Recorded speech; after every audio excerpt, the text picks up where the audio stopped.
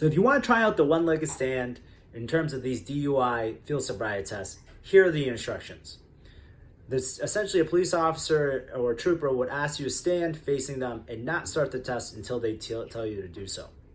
They're going to ask you to raise 1 foot off the ground, whatever foot you choose, and essentially count 1 1,000, 2 1,000, 3 1,000, 4 1,000, all the way to 31,000. They will also tell you to keep both legs straight.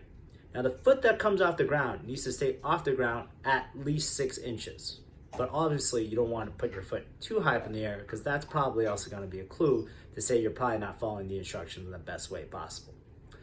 They're also going to ask you to keep your arms down and don't raise them above 6 inches. The other thing that they're going to tell you to do is not to stop counting. All right, so those are the things that they're going to instruct you to do. But how do you know if you did the test well? So what is the officer actually looking for? They're going to see some obvious stuff. One, if you put the foot down, whatever foot you choose, that's obviously a clue. Number two, if you stop counting for whatever reason, you just kind of stop the test and you stop doing that. That's not good either.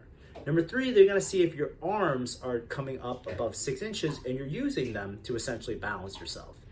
And the last clue that might not be as obvious is they're going to look at the planted foot that's on the ground to see if it's actually moving around. You don't need to actually step out or step down with your foot for that to be a clue.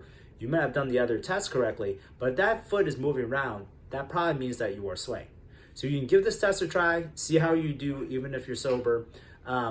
There has been talks about how a person's age, a person's natural balance, if they have any medical issues, if they have especially injuries to their feet and ankle area, could affect their ability to do this test even if they're completely sober. So see if you can get it done and